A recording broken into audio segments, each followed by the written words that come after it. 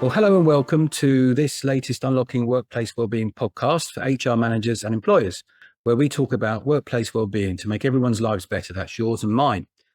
I'm Stephen Pink. I'm CEO of Verve Healthcare, and I'm delighted that my guest in this episode is Sam Sloan. Now, Sam is a director of 123 People Development, and she's absolutely passionate about growing people and performance. Sam, welcome to the podcast. Oh, yeah. Thanks, Steve. It's an absolute pleasure to be here. Thank you. I noticed from talking to you earlier and some of the briefing stuff we've shared that we've got aviation in common. I spent a bit of time working at British Airways, and you work a lot with aircraft pilots. I think, in fact, you're about to start to work with the Turkish Airlines as well. Would you mind telling us a little bit about what you do? Yeah, definitely. So uncanny almost that we've got that in common, to be perfectly honest. It's just wonderful. It's a real passion of mine, aviation, and to be able to actually work with pilots and the individuals and the crew, etc., that, kind of are involved in aviation is an absolute privilege. But what we do with the pilots is, yes, you are correct. We have just been working with the Turkish Airline. We've been working with some individuals that have been looking to go to from the first officer position into the captain position, but with relatively low hours.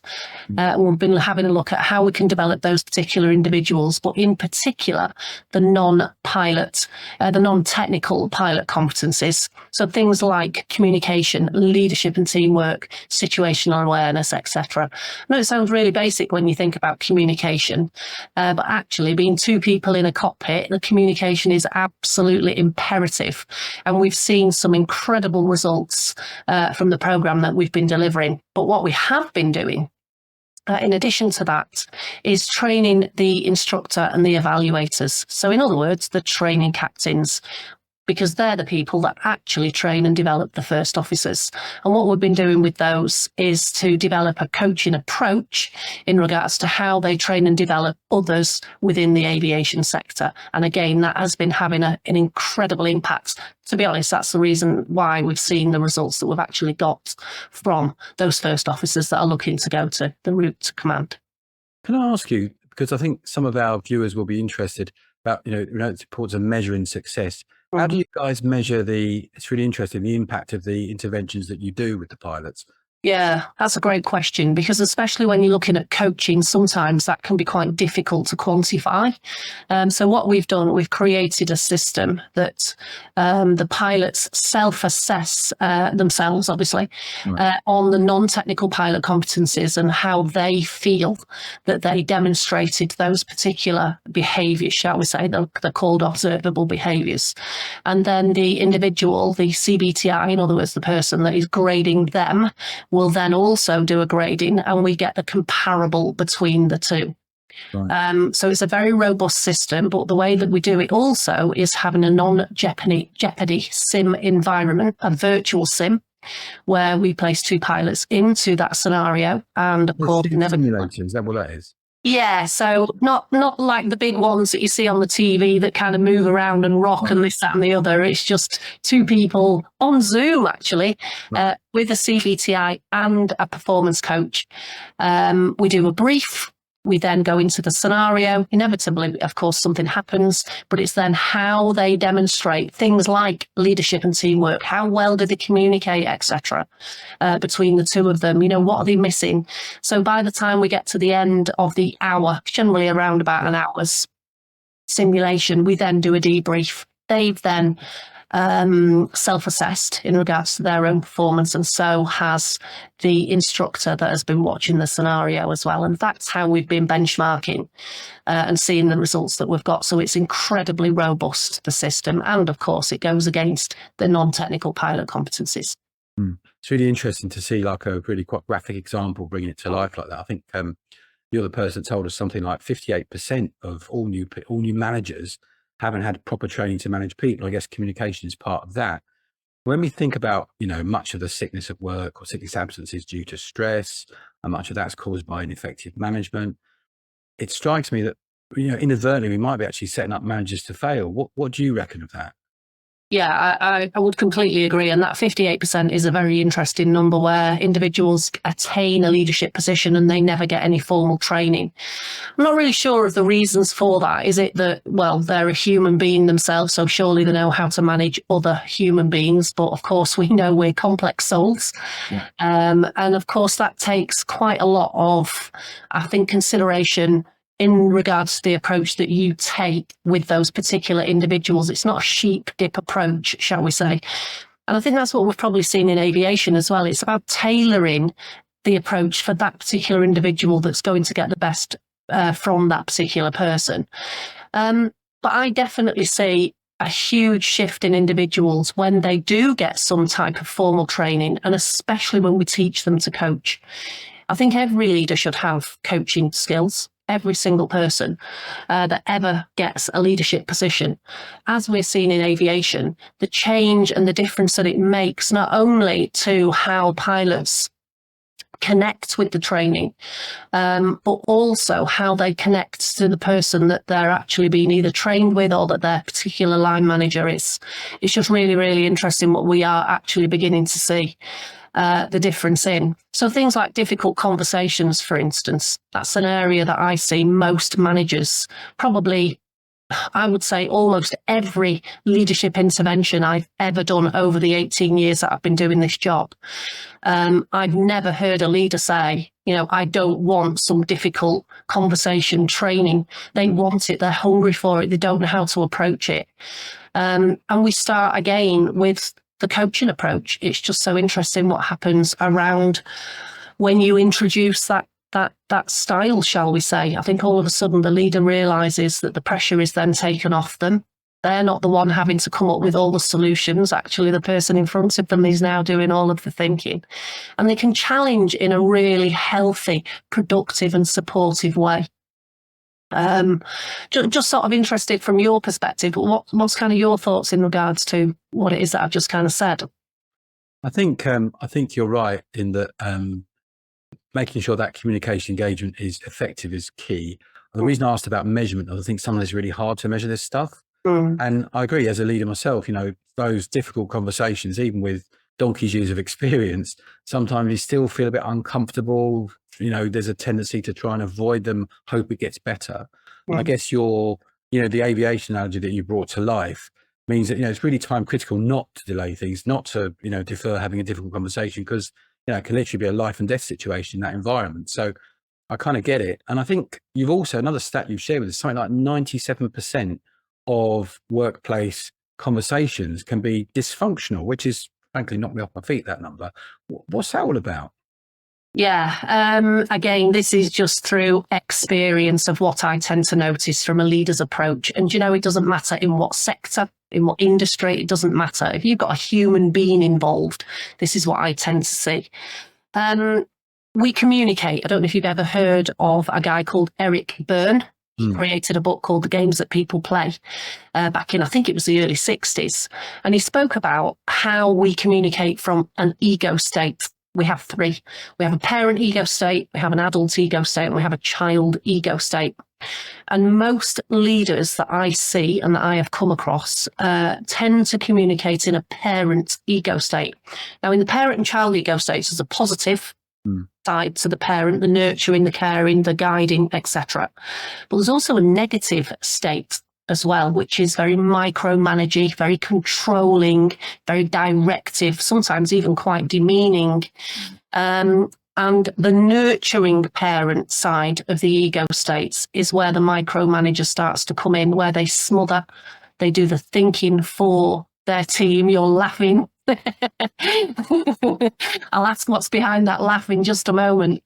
But if I had to roll a dice, I would say between 95 and 97% of leaders actually lead with a parent style or approach to their people.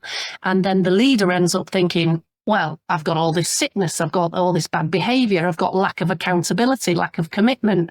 They're not communicating very well. There's a lot of backbiting going on. And it's a dysfunction that they don't understand why it has occurred. And when we start to introduce the parent-adult-child dynamic, all of a sudden the penny drops. Okay. So when somebody comes to me and asks me a question, I either do it for them or I give them the answer. So let's go back now to that coaching approach and switch it 180. Okay, so what could we do differently rather than give them the answer? And that's when they start to realise, well, actually, I could ask them, what have they done to source the answer, for instance, or what have they done previously that's worked? I don't know. There's 1,001 questions that we could come out with.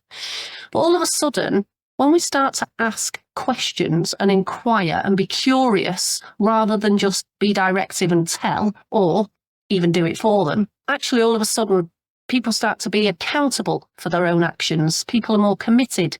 People are more connected. There's more trust. We start to build, relationships where people can delegate. But what we see the most when we introduce a coaching approach to any team is they start to coach each other. Every time we've done it, with bar none, we've started to see it. Yeah. So the leader will start, if you like, and then all of a sudden, even if we don't train the team on even what coaching is, they start to copy.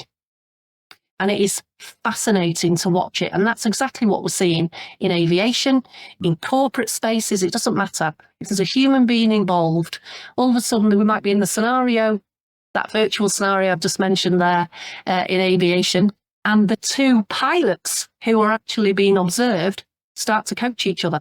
They start to ask questions of each other. And that's exactly what happens in teams. Now, what does happen in teams when people are being curious, when they're listening to each other? Well, they start to feel more valued. There's more trust. There's more cohesion. Now it's okay to put my hand up and say, I don't agree with you actually, and this is why. And it doesn't just come back and shoot you down, say, well, you're wrong, or I don't think that's going to work, or whatever the response is. It would be, okay then, talk to me about why you think that will work. All of a sudden we start to generate a team that are curious and interested in each other. And the shift happens remarkably quickly. Yeah. I laughed earlier on, or smiled, because I kind of been on both ends of that. So I know what it feels like when you're not coached, when you're directed or told. And I think if you're completely out of your depth, learning to fly for the first time, you don't mind being told you've got to do this. But I think when you've got a bit of experience under your belt, you want to be asked, even if there's a better way. And I think being asked encourages you to actually accept alternatives as well. Yeah. And what I found with my own teams is that, when I kind of made the shift by getting it wrong a lot, first of all, I started to ask people what they thought. Could they do this? I think this. What do you reckon? Is there a better way? The whole motivation level of the team kind of went through the roof compared to what it was. And the sort of loyalty to doing the right thing and commitment to the organization really, really skyrocketed actually compared to where it had been. And it becomes like a virtuous circle rather than a vicious circle. Okay. So been on both ends of that. And when you're on the receiving end of being told what to do all the time, or, picked apart, it really isn't a very helpful way to manage people. So I'm glad that doesn't happen anymore. More of that while we're not on the podcast. And this happened to me, if you find yourself in a place where someone is managing you as very much the sort of directive parent, as it were, that's what the issue is. You need to kind of deal with it and get it changed. How do you go about trying to get that changed? That's another great question. And a lot of people are very reluctant to go up the chain. They feel very awkward. They feel then that there's going to be some kind of repercussion. They're going to be managed out. So there's a lot of fear around that. And I think that's why this is such a great question. But if we don't tackle it, if we don't have that conversation with our leader, how do they know? How do they know that management style, maybe even just with you or maybe with others, is actually having such an impact? And again, let's go back to what we were talking about, that coaching approach. Why can't you coach upwards? Why not? Why can't you ask them some questions? How can we help them become more self-aware? And this for me, there's a saying I always say, how long are we going to dance around the daisies for before we grasp the nettle? And it's that fear that stops us. But actually, where's that tipping point of, I'm just going to carry on dancing, or do you know what? I'm going to grasp it and I'm going to have this conversation. I've actually just created a model called the heart model. which helps us with difficult conversations. And it starts off, the H for the heart is about being honest. Mm. And I think sometimes we find that quite difficult to do, especially up the line. But if we do that in a really productive adult, so we're calm, we're collected, we're rational, we ask questions, we listen, we're respectful. Actually, all of a sudden now, that leader, you'll be having an adult-to-adult conversation rather than a parent-child style conversation. So grasp the nettle is what I would say. And use the coaching skills upwards, not just across and down. Everywhere. You can use coaching skills everywhere. I've used them in a nail bar, but that was another story. We'll say though, managers don't know what they don't know. Yeah. They've been taught, if you like, on how to manage, probably from the way they have been managed. They get into the position and they think, well, I need to be directive. I need to tell them what to do. I need to almost kind of throw my weight around, for want of a better word. And they don't know any different until you introduce something different. And all of a sudden they start to get that sense and feeling that this feels very different. This almost feels almost hands off to some degree, that I'm giving my people the autonomy and the empowerment to express themselves and to be creative and to be intelligent, because that's why we've employed these people. They're intelligent people. But there is a model that I use by a guy called Hector Lozoya, I think his name. I hope I've pronounced that correctly. Don't know if you've heard of this. It's a 4-box model. We love a 4-box model, don't we? We can't beat a 4-box model. Bottom left is coach, because it's just interesting what you just said there about being taught. We have to be directive when we're taught. I completely agree. Bottom left is coach. Top left is facilitate. Bottom right is mentor. Top right is training. Now, the facilitate and train at the top, generally in groups, but not always. The coach mentor at the bottom is generally individual, but again, not always. By very definition, what is either the pilot, the instructor, or the leader? They're a mentor. But if they just shared their experience and knowledge without understanding where that person is or what they need, that's probably just going to get lost. It's going to go in and back out again. Whereas if we start with that coaching approach, learn to question really effectively, either question on the task, question them personally, I don't know, whatever it is that's required. We can facilitate team meetings, because a lot of leaders dread them. We can now mentor really effectively and even introduce a little bit of coaching, if it's applicable, within training. Now we've got a 360 development arena. Just think about that model for a minute. So something I'll admit I don't really understand. What's the difference between coaching and mentoring? Well, that's a great question. I get this all the time.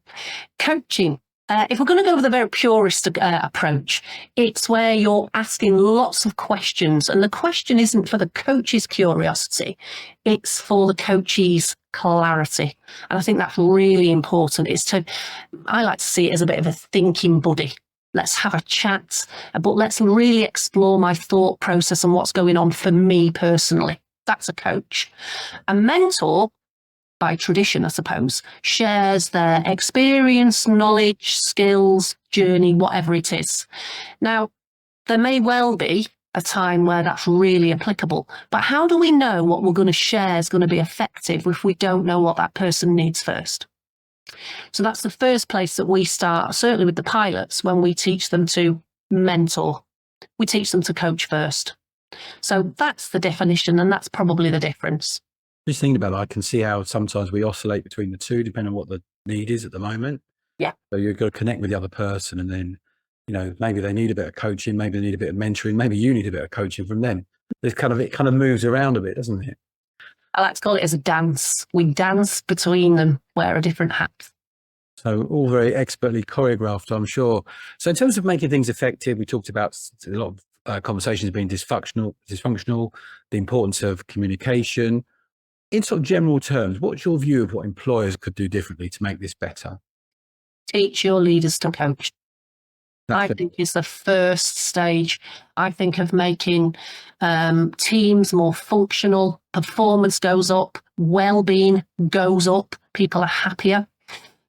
People now are hungry for personal development.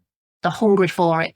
I was actually working with a client a couple of weeks ago, and he does all of the recruitment for them. And he said, and he gets hundreds of applications a day, this guy. And he said the biggest thing that he's beginning to realize is that people are leaving organizations, around about 80% in his opinion, because they are not getting personally developed. Really? That's a huge stat. So I think if we teach our leaders to coach first, I think everything else starts to fall into place quite quickly. And that for me is the biggest thing I think any leaders are going to need as a skill set going forward. You've got AI coming up. Let's face it. That's, coming up. It's already here, isn't it?